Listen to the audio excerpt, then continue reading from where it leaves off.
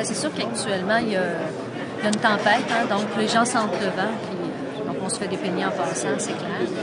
Je vous dirais qu'il y a peut-être deux situations. On a des groupes de plus petites entreprises qui sont plus dans des modèles de sous-traitance, qui, eux, ont peut-être un peu plus de difficultés, parce que, bon, souvent, il n'y avait pas nécessairement de culture de développement de marché, de développement de clientèle, de culture de développement de produits, donc on est un peu plus dépendant de tout ça.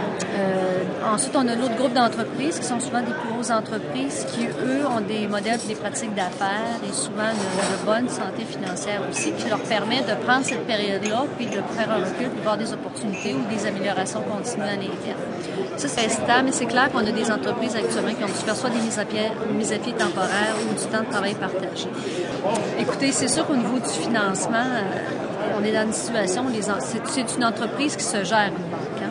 Et il y a des périodes de risque, puis ils minimisent leurs risques partout. Donc, est-ce que les entreprises ont commencé à sentir... Oui, et je vous dirais les premiers signaux, les premières difficultés que les banques, pas les banques, mais que les entreprises ont ressenties, souvent, elle est venue de la banque et non pas du client, actuellement. Donc, les marges de crédit sont rappelées, on prend la marge de crédit, on tourne ça en prêt à long terme, si ça ne fait pas, on ramasse la garantie qui va avec. Alors, vous voyez, ça sécurise, les institutions financières se sécurisent dans leur approche. À l'INET, ça a été un peu retardé, la récession qu'on ressent plus aux États-Unis et en Ontario en tant que tel. À Montmagny, on est beaucoup diversifié au niveau de la production en tant que telle, puis on a des entreprises qui étaient déjà prêtes à ça. On avait subi l'histoire de Whirlpool qui a fait sensibiliser les gens d'affaires du milieu par rapport à ça.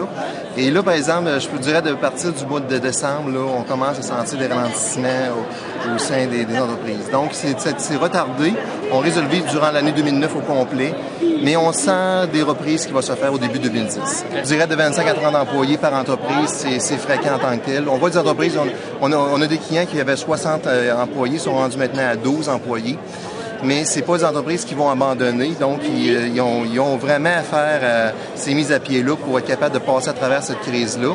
Quand on parle avec les entrepreneurs et on regarde un peu leur carnet de commandes, la plupart des choses n'ont pas été abandonnées. C'est ça qui est important à retenir, c'est que les choses ont été simplement retardées dans le temps en tant que... Elle est là.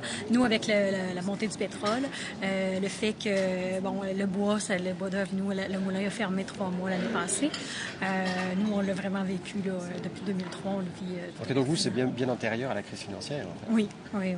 Mais est-ce que la crise financière qui est vécue depuis quelques mois, qui apparemment nous amène une récession plus importante, frappe encore plus fort ou ça change? Non, parce qu'on a déjà mis des mesures en place. Donc, on est en train de travailler à changer notre façon de faire. Je pense que c'est ça qui va aider là, à améliorer le tout, parce que comme, juste un exemple, mes camionneurs, j'ai fait qui roulent sur toute la journée. Donc, avant, nous, c'était spécifique. Chaque camionneur avait son camion, il roulait une route. Et là, ce qu'on fait, c'est qu'il y en a un qui fait deux voyages de jour, 2 voyages de soir, pour les routes qu'on peut se le permettre, bien sûr. Pour celles qu'on peut pas. Est-ce que dans des difficultés un peu économiques comme vous vivez actuellement, est-ce que les relations avec les banques sont bonnes? Parce que les banques nous, on les a vraiment proches. À tous les mois, on a une rencontre avec eux puis avec Mallette.